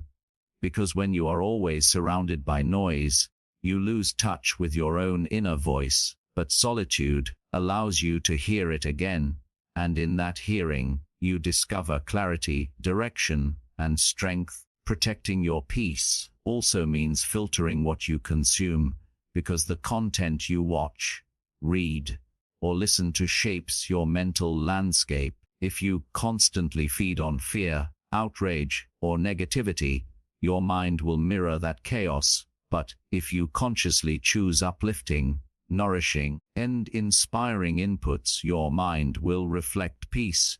And this is why curating your environment matters, because peace is not just an internal state, but also a reflection of the spaces you inhabit. So declutter your physical space, simplify your digital environment, and surround yourself with people and places that align with calm and growth rather than chaos and drama. And another essential practice for protecting peace is managing your energy, because you are not an infinite resource. When you give to everyone and everything without replenishing yourself, you run dry, leaving you anxious, resentful, or exhausted. So honor your limits. Rest when needed, sleep adequately, nourish your body with healthy food, and engage in activities that replenish your soul, whether it is nature, art, prayer, meditation, or simple play, because peace cannot survive in an exhausted body or an overworked mind. One of the greatest threats to peace in the modern age is comparison, fueled by social media, where everyone's highlight reels are constantly in your face. But comparison is poison to peace, because it shifts your focus outward, making you chase validation, success, or beauty that is not your own. And the antidote is gratitude. The practice of noticing what you have instead of obsessing over what you lack, because gratitude roots you in sufficiency and abundance, reminding you that peace comes not from what you achieve, but from how you perceive. And alongside gratitude, acceptance is also crucial, because much of your inner turmoil comes not from what is happening, but from resisting what is. And when you learn to accept life's imperfections, embrace uncertainty, and to let go of the illusion of control, you find a deeper peace that no noise can disturb. Peace is not found in a perfect life, but in a surrendered heart. And protecting your peace also involves the courage to walk away, remove yourself from situations, relationships, or environments that consistently rob you of joy. Sometimes the most peaceful act is not fixing but leaving, not arguing but releasing, not proving but simply moving on. And while this is not easy, it is necessary, because your peace is too valuable to be constantly sacrificed on the altar of other people's approval. And at the same time, protecting peace does not mean avoiding challenges or discomfort, because growth often requires discomfort, but it does mean distinguishing between healthy struggle that builds you and toxic chaos that breaks you, and learning that difference is wisdom, because once you see clearly, you can invest your energy where it truly matters. And finally, protecting your peace requires a daily practice, not a one-time choice but a lifestyle, woven into small habits like morning rituals that center you, breathing exercises that calm you, evening reflections that release stress, and consistent practices of gratitude, stillness, and intentionality. And over time, these habits create an unshakable core of peace within you, so that, even when the world is noisy, your inner world remains calm. When chaos surrounds you, your spirit is still anchored. Even when storms arise, your center is steady, because peace is no longer dependent on circumstances, but rooted in your choices. And so, as we close this chapter, remember this truth: peace is your power, your birthright, but it must be protected. And the world will always be noisy, chaotic, and demanding, but you do not have to let that noise invade your soul. You can choose boundaries, silence, solitude, gratitude, acceptance, and intentional living. When you do, you will discover that protecting your peace is not about escaping the world, but about mastering your response to it. In that mastery lies the greatest freedom of all, the freedom to remain calm, clear, and centered no matter how loud life becomes. Forgiveness is freedom, not permission, and until you understand this truth, you will remain shackled by the chains of resentment, replaying past hurts in your mind, and allowing the actions of others to dictate your present peace. Because too many people believe that forgiveness means excusing wrongs, condoning injustice, or inviting those who hurt us back into our lives without accountability. But real forgiveness has nothing to do with permission and everything to do with liberation. It is not about setting the other person free. It is about setting yourself free, because holding on to bitterness is like carrying a burning coal in your hand and expecting the other person to feel the pain, when in reality, you are the one who suffers, and every day you hold on, your heart grows heavier, your mind becomes cloudier, and your soul grows more restless. And so forgiveness is not weakness, it is not surrender, it is the courageous act of choosing your healing over your hatred, your peace over your pain, your growth over your grudges. And this begins with reframing, with understanding that forgiveness does not mean forgetting. It does not mean reconciling. It does not mean trusting someone who has broken your trust. Rather, it means releasing the emotional poison inside you so you can breathe freely again. This shift of perspective is vital because too often we confuse forgiveness with reconciliation, but they are separate paths. Forgiveness is an internal choice. Reconciliation is an external decision. And you can forgive someone in your heart without ever speaking to them again. And this truth empowers you, because it means your healing is not dependent on the actions of others, but solely on your own choice to let go. Letting go does not erase the pain, it does not deny the injustice, but it stops the past from continuing to rob your present. And one of the reasons forgiveness is so hard is because we feel that letting go means the offender got away with it. But the reality is that forgiveness is not about justice. It is about freedom, because justice belongs to systems, to accountability, to time, and sometimes to life itself. But peace belongs to you. When you cling to resentment waiting for justice to heal you, you postpone your own liberation. But when you forgive, you take back the power to heal regardless of what others do, and this is why forgiveness is so radical. It puts your well-being back in your own hands, yet forgiveness is not a single event, but a process, sometimes a long one, because deep wounds do not heal overnight, and you may find yourself forgiving in layers, letting go again and again as the pain resurfaces. But each act of release lightens your load, until one day you realize that the weight that once consumed you no longer defines you, and in this process, self-compassion is crucial, because you must be gentle with yourself, recognizing that forgiveness does not mean you were never hurt. It means you refuse to let the hurt rule your future, and practicing forgiveness also requires empathy, not in the sense of excusing harmful behavior, but in the sense of recognizing that those who hurt you were acting from their own wounds, limitations, or ignorance, and though their actions may have been unjustifiable, seeing their humanity allows you to release the toxic grip of resentment. Because resentment thrives on dehumanization, but empathy dissolves it. And another aspect of forgiveness is learning to forgive yourself, because often the hardest person to forgive is the one in the mirror.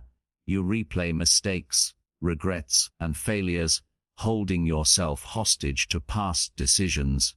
But true freedom comes when you extend the same grace inward, reminding yourself that you did the best you could with the knowledge, tools, and awareness you had at the time, and that growth comes not from endless self-punishment but from self-forgiveness that allows you to learn, rise, and move forward.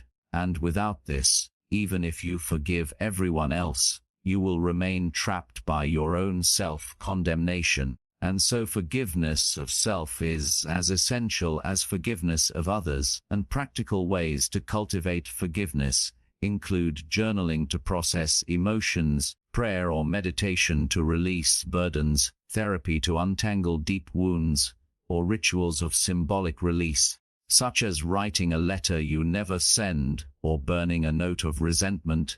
to signal your readiness to let go. And while these practices do not erase the past, they help your heart unclench, and each time you practice forgiveness, you reclaim energy that was stuck in bitterness and redirect it into growth, creativity, and peace. And this redirection is what makes forgiveness a superpower, because the energy you once wasted on anger becomes fuel for your purpose. The space once filled with resentment becomes fertile ground for joy, and the heart once hardened by hatred becomes soft enough to love again. This is the paradox of forgiveness. You think you are giving something up, but in truth, you are gaining everything back: your sleep, your health, clarity, your freedom. And while the world may tell you to hold grudges to stay strong, wisdom teaches that the strongest are those who release, because bitterness corrodes from within, but forgiveness renews. And so, as we close this chapter, remember this truth deeply. Forgiveness does not let them off the hook. It lets you off the hook. Not say, "What you did was okay." It says, "What you did will no longer control me." It does not erase the past. It reclaims the present. And most importantly, forgiveness is not permission for others to harm you again. It is permission for you to live free. And when you embrace forgiveness in this way, you will find that your soul feels lighter, your relationships grow deeper, your full attention and your path forward opens with clarity and peace, because you have chosen to unshackle yourself from chains that were never meant to be carried. In that unshackling, you step into the truest kind of freedom. The freedom to love, to live, to move forward unburdened by the weight of yesterday. Daily habits that anchor emotional balance are the foundation upon which inner peace is built, because no matter how many inspiring books you read, how many motivational talks you listen to, or how many breakthroughs you experience, it is the consistency of your daily actions that shapes the stability of your emotions. And while emotions can feel unpredictable, like waves crashing against the shore, you have more influence over their patterns than you realize, because habits are the anchors that steady the ship of your mind during storms, giving you grounding when life feels chaotic. And the truth is that balance is not something you stumble upon once and keep forever. It is something you cultivate every day with intention, discipline, care, and these habits do not have to be complicated or time-consuming, but they must be consistent, because consistency rewires your brain, trains your nervous system, and creates resilience that makes you less reactive and more centered. And one of the most powerful habits is beginning your morning with intention, because how you start the day sets the tone for everything that follows. And if you wake up reaching for your phone, scrolling through notifications, and letting other people's words invade your mind, begin the day in reactivity instead of stability. But if you start with stillness, gratitude, breathwork, journaling, or affirmations, you set your emotional compass toward peace, clarity, and strength. And this simple shift can mean the difference between being tossed around by the day or guiding it with calm focus. Another habit that anchors balance is movement, because your body and emotions are deeply connected, and stagnant energy in your body often becomes stagnant energy in your mind. But when you move, whether through exercise, yoga, stretching, or even walking, you release tension, boost endorphins, and create a rhythm that stabilizes your mood. And this does not require hours in the gym. 10 minutes of intentional movement daily can recalibrate your emotional state, reminding you that balance begins in the body, not just in the mind. Along with movement comes mindful breathing, a deceptively simple habit that has profound effects, because when your breath is shallow and rapid, Your nervous system interprets that as stress, amplifying anxiety, but when you breathe deeply and slowly, you activate your parasympathetic system, calming your body and centering your emotions, and making a habit of pausing to take 5 deep breaths multiple times a day can anchor you in peace, no matter what chaos surrounds you. And another essential habit is journaling, the act of emptying your mind onto paper, because emotions that remain swirling in your head often grow larger. But when you write them down, you create space, clarity, and perspective, and journaling does not have to be poetic or perfect. It can be as simple as naming what you feel, noting what you are grateful for, or setting intentions for the day, and over time, this practice becomes a mirror of your emotional growth, helping you track patterns and release what no longer serves you. And gratitude itself deserves to be its own habit, because gratitude shifts your focus from lack to abundance, from problems to blessings. This shift is not just mental but emotional, because when you consistently look for reasons to be grateful, your brain rewires to notice positivity more than negativity, and gratitude practices can be as simple as writing 3 things you are thankful for each night, voicing gratitude before meals, or pausing during stressful moments to remember what is still good. These micro moments of gratitude anchor your emotional balance in joy rather than fear, and equally important is the habit of digital boundaries, because technology is one of the greatest thieves of peace in the modern world, with constant notifications, endless comparisons on social media, the pressure to always be available. But setting limits on screen time, turning off notifications, creating tech-free spaces in your day gives your nervous system space to breathe, and this creates room for presence, reflection, and calm. And another key habit is evening reflection, because the way you end your day influences not only your sleep, but also your emotional stability. Instead of falling asleep to screens or unresolved stress, practice winding down with calm rituals. Reading, meditation, gentle stretching, or gratitude reflection, so your mind rests in peace rather than turmoil. And when this becomes routine, your sleep improves, your mornings become lighter, your emotional balance strengthens.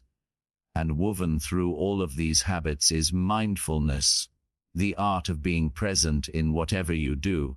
Emotional imbalance often comes from living in the past or the future, worrying about what has been or what could be, but mindfulness anchors you in the now, where peace is always available, and mindfulness can be practiced in formal meditation or in everyday actions. Mindful eating, mindful walking, mindful listening, and the more you cultivate presence, the steadier your emotions become, because you stop being hijacked by what you cannot control and root yourself in what you can. Perhaps the most underrated daily habit for emotional balance is rest, not just sleep, but intentional rest throughout the day, giving yourself permission to pause, recharge, and breathe. Because in a culture that glorifies hustle, rest becomes resistance, and without it, burnout is inevitable, but with it, balance is sustained. And when you integrate these habits consistently, you begin to notice subtle but powerful shifts. You respond instead of react, you recover faster from setbacks, you maintain perspective in challenges, and you experience joy more fully in simple moments. And this is because habits are not just actions, they are identities, and by practicing daily habits of peace, you become a person of peace. By practicing habits of balance, you become balanced, and this identity becomes your anchor, no matter what storms arise. And while it may feel overwhelming to implement everything at once, the truth is that even one small habit practiced daily can create momentum. Whether it is 5 minutes of breathing, a gratitude note, or a short walk. As you build consistency, those habits compound, creating a foundation of emotional balance so strong that life's turbulence can shake you but not sink you. And so as we close this chapter, remember this: peace is not built in dramatic breakthroughs, but in quiet, daily choices. Balance is not found once and kept forever, but cultivated each day with intention. And your emotional stability is not a matter of chance but of practice. And when you anchor your life in daily habits that nourish your body, calm your mind, and uplift your spirit, you build a life where storms may rage, but your center remains unshaken. And that center is your true power, your deepest peace, and your greatest gift to yourself and to the world. The journey of mastering your emotions in real time is not about reaching a destination where life is forever calm and easy, but about becoming the kind of person who remains steady, aware, and empowered no matter what arises. Because the truth is that challenges will never disappear. People will still disappoint you, setbacks will still occur, and unexpected storms will still come. But the difference is that you will no longer be tossed helplessly by these waves. Instead, you will have cultivated the tools, mindset, and habits to respond with clarity, strength, and grace. And this is the essence of transformation. Not that the world changes for you, but that you change within yourself to meet the world differently. And this final chapter is a call to integrate everything you have learned, because wisdom without action is wasted potential, and knowledge without practice is like having a map but refusing to walk the path.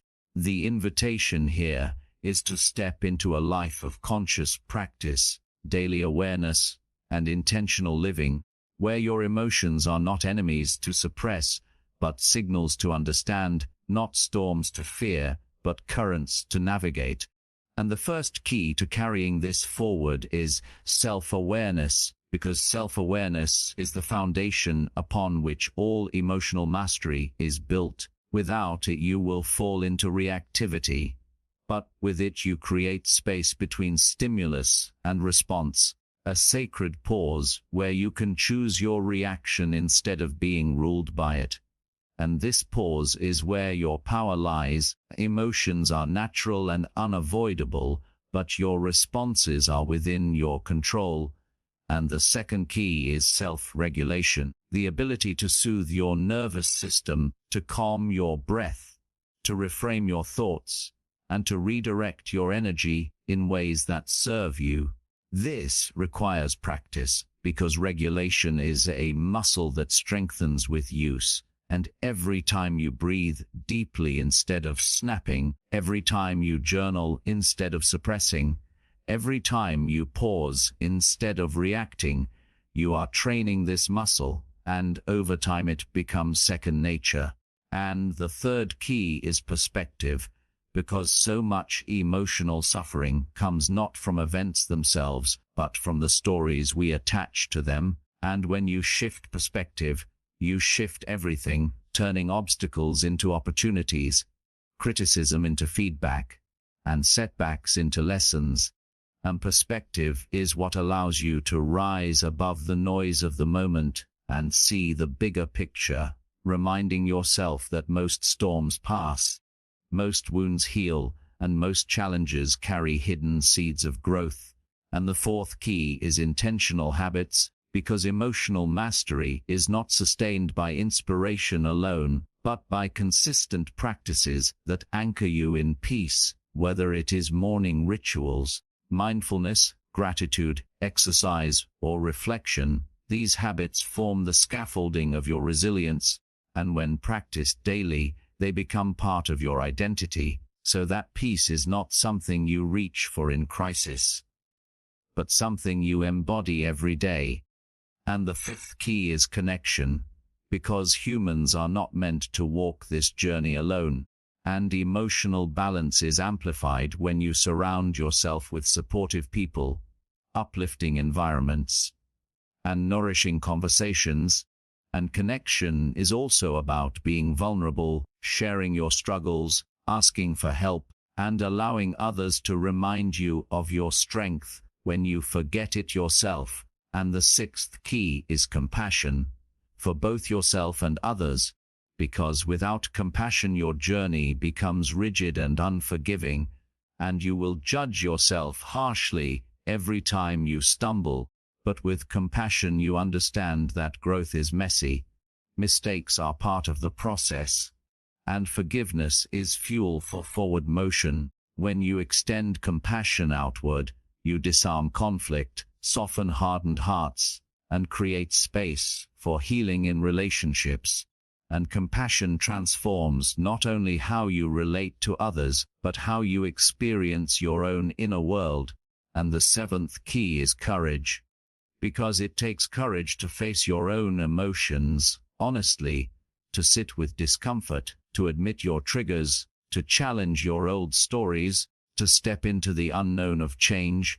And courage does not mean fear disappears, it means you act despite fear. Every act of courage strengthens your resilience and deepens your capacity for peace. And finally, the eighth key is integration, because all the practices, habits, and insights in the world mean nothing if they remain fragmented. They must be woven together into the fabric of your daily life until they become part of who you are, so that when challenges arise you do not need to remind yourself to breathe, to pause, to reframe, or to choose peace. You simply do it because it has become your nature. And integration is the final step of transformation, when mastery is no longer something you practice occasionally, but something you embody continually. And so as we close this book, remember that emotional mastery is not about being perfect or never feeling anger, sadness, or fear. It is about navigating these emotions skillfully, not letting them define you or derail you, and choosing again and again to return to peace, to clarity, to strength. And every choice you make in this direction compounds, building a life where you are no longer a prisoner of your reactions, but a creator of your responses, where you are no longer defined by circumstances, but by your capacity to rise above them. And in this rising you find true freedom, because freedom is not the absence of storms, but the presence of calm within them. And you have within you the power to create that calm, live from that center, and to share that peace with the world. And so take these lessons, practice these habits, embody these truths, and step forward with confidence, because your emotions are not your enemy. They are your teachers, your signals, and your allies. And when you master them in real time, you do not just change how you feel, you change how you live, and you open the door to a life of balance, resilience, and unshakable peace. And that is the gift waiting for you, not a life without challenges, but a life where challenges no longer control you, a life where peace is your anchor and growth is your constant companion, a life where you truly master your emotions and transform your world from the inside out.